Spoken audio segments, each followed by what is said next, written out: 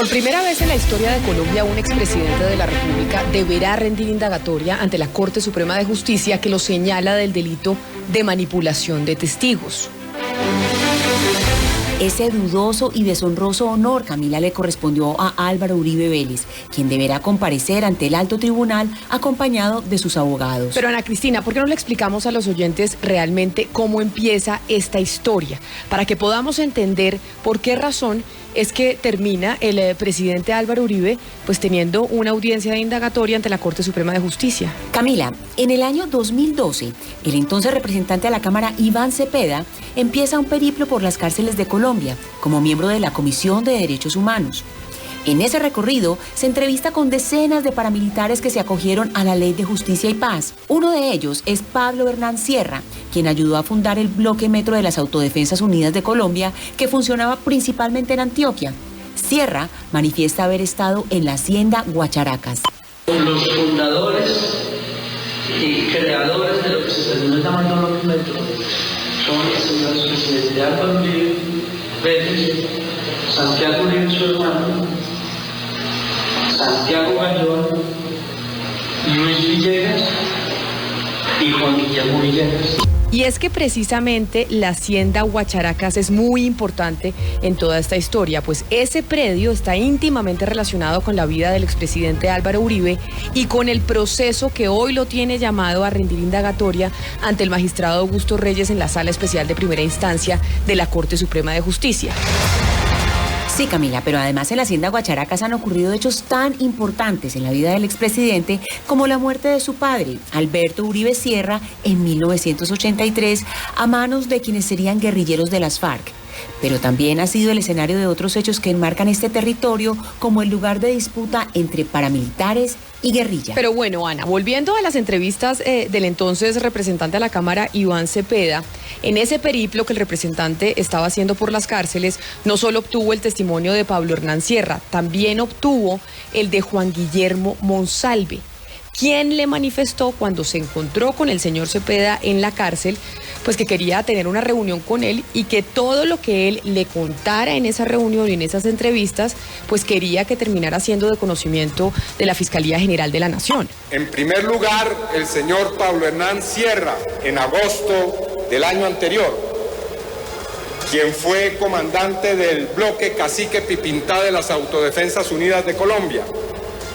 Y luego el señor Juan Monsalve, también perteneciente a las Autodefensas Unidas de Colombia, en primer lugar al bloque Metro y luego a otras estructuras de esta organización, me pidieron que escuchara sus declaraciones y que posteriormente las hiciera llegar, como hice en efecto, a la Fiscalía General de la Nación. Camila, tener claro quién es Juan Guillermo Monsalve también es muy importante para entender por qué el expresidente Uribe tiene una audiencia ante la Corte Suprema de Justicia. Déjeme le explico. Juan Guillermo Monsalve es el hijo del mayordomo de la hacienda Guacharacas y es un ex paramilitar del bloque Metro de la SAUC. Claro, y es que Monsalve, en una serie de entrevistas que graba con el representante Cepeda entre agosto y septiembre del 2011, narra cómo surgió el bloque Metro y cómo fue la guerra con el ELN, que en ese momento tuvo escenario la hacienda Guacharacas, que fue propiedad por mucho tiempo de la familia Uribe Vélez. Pues Camila, es que son esas entrevistas precisamente las que en su momento lleva el representante Iván Cepeda a la Fiscalía, cuando estaba a la cabeza Vivian Morales. Pero ¿sabe qué, Ana Cristina y oyentes? Hay un testigo adicional que debemos sumar a toda esta historia, y es Carlos Enrique Areiza Arango, quien en su momento se fugó de la cárcel Bellavista cuando estaba siendo trasladado a un centro de salud que está ubicado en el centro de Medellín. 2 días después, Areiza se entrega a las autoridades y estaba acompañado por el representante Iván Cepeda y el director de la corporación Construyendo Nuevos y Mejores Caminos, Carlos Contreras. Areiza había pedido la intermediación de estas 2 personas para entregarse. En su momento lo que dijo Areiza es que se había volado de la cárcel porque estaba teniendo amenazas debido a su condición como testigo dentro de un proceso por la parapolítica, y por esas razones que dice que se fugó. Sí, Camila, y de hecho Carlos Areiza toma relevancia en este caso en particular luego de ser sumado al expediente que se le abrió al senador Iván Cepeda tras ser denunciado por el expresidente Uribe, quien lo acusó de manipulación de testigos en el año 2014. Sí, Ana Cristina, pero ahí vamos a llegar más adelante porque si no confundimos a los oyentes en esta historia que es muy enredada y difícil de entender.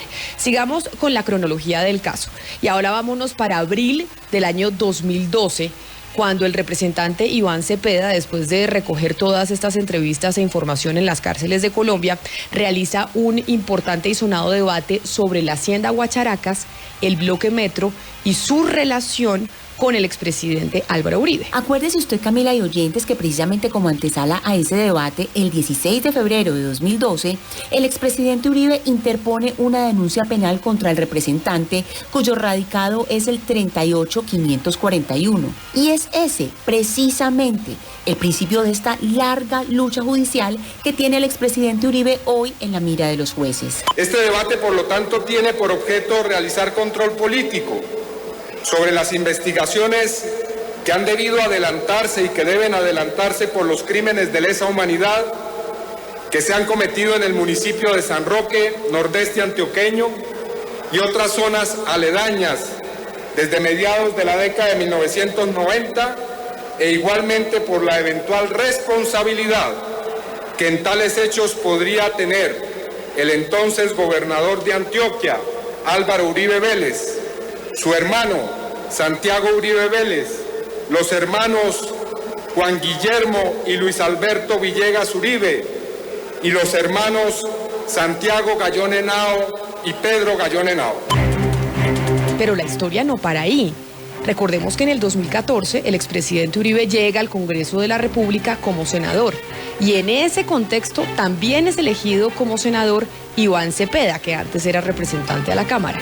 Ese año Cepeda empieza a anunciar otro debate sobre paramilitarismo, otra vez para sumarle una demanda adicional al senador Cepeda por fabricar testigos en su contra. Señor presidente, para anunciar que me retiro transitoriamente para dirigirme a la Corte Suprema de Justicia, a radicar pruebas probatorias de la mayor importancia en relación con este nuevo evento difamatorio, promovido por el grupo terrorista La FARC, sus aliados de siempre, los paramilitares, sus nuevos secuaces, sus antiguas víctimas, publicitado por Telesur y Canal Capital, medios de comunicación serviles del terrorismo, ordenado por el presidente de la República.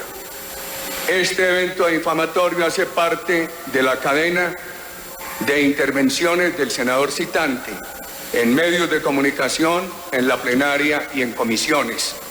Regresaré, señor presidente. Más adelante en el tiempo, el resultado de esas denuncias que puso Uribe contra Cepeda en la Corte cayeron como un baldado de agua fría en las toldas del uribismo. Pues el 17 de febrero de 2018, la Corte Suprema no solo absolvió al senador Cepeda, sino que ordenó abrir una investigación al expresidente Uribe, para que sea él quien responda por los delitos que él endilga a Cepeda. Es aquí, Ana Cristina y oyentes, donde el senador Álvaro Uribe pasa de ser la presunta víctima al presunto victimario. Este es el punto clave.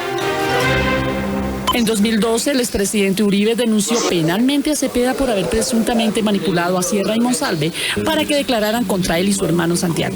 Después de 6 años de investigación y recopilación de testimonios, interceptaciones telefónicas y otras pruebas, la Sala Penal de la Corte Suprema se abstuvo de abrir investigación contra el congresista y, por el contrario, encontró razones para pedir que se abra otro expediente para investigar la conducta del ex jefe de Estado por los mismos hechos, es decir, por manipular testigos en contra del hoy senador.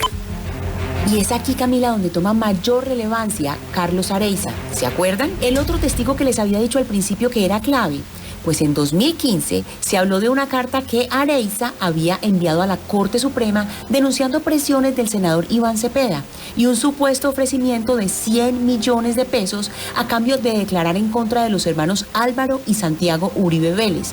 Hecho ocurrido, supuestamente, después del episodio de su fuga, en donde el senador Cepeda medió para que se entregara. Aunque como todo en esta historia, Ana Cristina, y como todo en Colombia, Areiza después desmiente esa declaración y en su indagatoria en el año 2016 dice que recibió una visita en la cárcel de Jaime Restrepo, quien le pidió que firmara varias hojas en blanco. Pero claro, Camila, además ahí Areiza niega haber recibido ofrecimientos o presiones por parte del senador Cepeda para que declarara contra los hermanos Uribe Vélez. Es decir, yo estaba hablando con otro abogado y cuando ya estaba entrando, ese abogado Juan Carlos me dice, Areiza, ella me dijo, ¿qué más? Que yo me llamo Juan Carlos, ve, manéjese bien, no me ponga a hablar más de la gente de Uribe ni de los amigos de él, no me ponga más nadie. Pero ese no es el único testigo de esta historia que cuenta algo similar. Otro de los testigos que inicialmente dijo haber recibido sobornos de parte del representante fue Carlos Enrique Vélez, conocido con el alias de Comandante Víctor, quien el 3 de septiembre de este año cambió su versión y aseguró que el abogado Diego Cadena lo buscó con el fin de ofrecerle dinero para que testificara contra Cepeda. Contó a la corte además los detalles del supuesto complot, según el cual él debía conseguir 4 exintegrantes del Frente Pipintá que apoyaran su versión, la que le pedían que diera. Pero sin duda el que la gente tiene que tener más claro en su cabeza es Juan Guillermo Monsalve. Ese es el testigo clave. Él también afirmó haber recibido presiones para que declarara que el senador Iván Cepeda le había ofrecido prebendas para acusar al expresidente Uribe de tener vínculos con grupos ilegales. Claro, y además, Ana Cristina, es que la palabra de Monsalve se suma a algo mucho más delicado y revelador. La grabación de video que el mismo Monsalve realizó con un reloj que su esposa le habría hecho llegar a la cárcel. Y acuérdese, Camila, que es en esa grabación con el reloj donde queda registrado el posible soborno de parte del abogado Diego Cadena Ramírez, que es el apoderado del senador Uribe. Esta es la carta radicada ante el despacho de la Corte Suprema de Justicia. Allí se puede observar que es firmada por Monsalve con su número de cédula, fechada el 2 de abril y al parecer escrita el mismo día, cuyo contenido es el siguiente. Estimados señores, me dirijo a ustedes para pedirles perdón a ustedes y al país por haber permitido que algunas personas me convencieran de hablar en contra del senador Álvaro Uribe Vélez y su hermano Santiago, de quienes no tengo reparo alguno y me arrepiento de haber testificado en contra de ellos, si son personas totalmente inocentes y ajenas a los hechos. En la parte inferior, la carta tiene una anotación que, según se puede observar, hace el mismo Juan Guillermo Monsalve. Nota aclaratoria. Esta carta la hago bajo presiones del abogado Diego Cadena y Enrique Pardo Hache, alias El Gringo, quienes fueron enviados por el presidente Álvaro Uribe Vélez. Esa grabación del reloj fue una de las piezas claves que utilizó la Corte Suprema de Justicia para abrir investigación contra el expresidente y hoy senador Álvaro Uribe Vélez por manipulación de testigos. Mire, conozco ese tema en una declaración que rindió en el caso de Pablo Hernán Sierra Guerrero, y él manifestó que efectivamente él estuvo allí en la hacienda Guacharacas y que allá había grupo paramilitar y que a él le consta ese hecho y siempre ha sido consistente en esa versión. Pero entonces la gente sigue preguntándose, después de toda esta historia, ¿por qué Uribe se convirtió en el cazador casado? ¿Por qué pasó de ser el denunciante a ser el denunciado? Camila, pues por algo que para muchos parece insólito. El 14 de septiembre de 2018, la Corte Suprema de Justicia estaba investigando al representante a la Cámara Nilton Córdoba Manyoma por el cartel de la toga. En medio de toda esta investigación, ordenó que se le interceptaran sus llamadas telefónicas, pero en los expedientes de la investigación contra el congresista Nilton Córdoba Manyoma, el número de teléfono que aparecía era el del expresidente Álvaro Uribe. Y por eso, Ana Cristina y oyentes, es que los abogados del senador Álvaro Uribe dicen que al senador se le chuzó su teléfono de forma ilegal. Pero Camila, a pesar de que el número del celular que la Corte Suprema ordenó escuchar resultó no ser el del representante Córdoba, sino el de Uribe, la Corte dice que se trató de una chuzada legal y que lo que se encontró en esa interceptación se trasladó al expediente del expresidente Uribe. No es ilegal por la sencilla razón de que en principio se ordenó y así se dispuso interceptar la línea telefónica de Nilton Córdoba. Y se cumplieron con todos los protocolos que la ley y los reglamentos establecen para ese efecto, y de eso hay constancia en este expediente. Ahora bien, que no haya resultado el teléfono que nos ocupa del representante Nilton, sino del senador Uribe, no, es un problema imprevisto, es un asunto imprevisto. Que las escuchas y los resultados de las conversaciones puedan interesar o tengan incidencia en el derecho penal, no pueden descartarse. Pero a pesar de lo dicho por la Corte, la defensa del expresidente insiste en que esas pruebas carecen de validez porque fueron obtenidas de forma irregular. Sí, Camila, pero es que ese reclamo fue rechazado por la Corte Suprema, que estaba encabezada por la entonces magistrada Cristina Lombana. Y lo que sí pasó es que ella fue recusada por la defensa del senador Iván Cepeda, por ser parte de las fuerzas militares que son pues muy cercanas a Uribe, y también porque había trabajado en el bufete de abogados de Jaime Granados, quien, como muchos sabemos, es uno de los abogados defensores del expresidente Uribe. Por eso es que toda esta historia de investigación hoy está en manos del magistrado de la Corte Suprema de Justicia, el doctor César Reyes. Y aunque le digo algo, Ana Cristina, después de toda esta explicación que hemos dado usted y yo, muchas personas seguramente siguen sin entender de qué y por qué se acusa exactamente al expresidente Álvaro Uribe. Camila y oyentes, la clave de la inocencia o culpabilidad de Uribe la tiene el ex paramilitar del que ya hablamos y dijimos su importancia, Juan Guillermo Monsalve. Monsalve, quien hoy está detenido en La Picota, sostiene que desde muy niño conoció de los vínculos de Uribe con los grupos paramilitares, puesto que su padre trabajó en la hacienda Guacharacas en Antioquia. Es esta propiedad que está íntimamente relacionada con la vida del expresidente y su familia, como ya lo hemos dicho antes. En el caso de mi papá, yo trabajó como antes en la hacienda de La Manada con ellos. Y ya con ellos era como el mismo dueño. Es decir, ¿quiénes eran los dueños?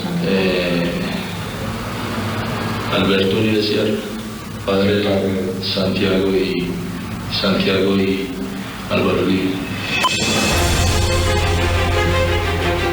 Y es que de hecho Monsalve afirma que allí operaba un grupo paramilitar. Pero lo que es relevante para este proceso de Uribe es que Monsalve también asegura que, estando preso, lo visitó el abogado Diego Cadena, enviado al parecer por el expresidente Álvaro Uribe, para que se retractara de los gravísimos señalamientos que le había hecho al exmandatario en esas entrevistas, ¿se acuerdan?, que le dio al senador Iván Cepeda y por las cuales Uribe lo demanda ante la Corte. Esa es precisamente la razón por la cual la Corte Suprema de Justicia señala a Uribe de manipulación de testigos, por lo que dice Monsalve. La cosa es que Monsalve afirma, además, que Cadena no solo pretendía que se retractara de los señalamientos contra Uribe, sino que dijera que el senador Cepeda le ofreció dádivas y prebendas para que acusara al exmandatario. Aunque los abogados de Uribe sostienen que Monsalve miente, pues Monsalve dice que quienes mienten son Uribe y sus allegados. Todo este entramado judicial y político es el que deberá desenredar la sala de instrucción de la Corte Suprema de Justicia. Y para ello fue que pidió escuchar la versión del expresidente y hoy senador Álvaro Uribe Vélez sobre estos hechos que acabamos de narrarles entre Ana Cristina y yo. Esta película, aunque parezca larga, apenas está comenzando.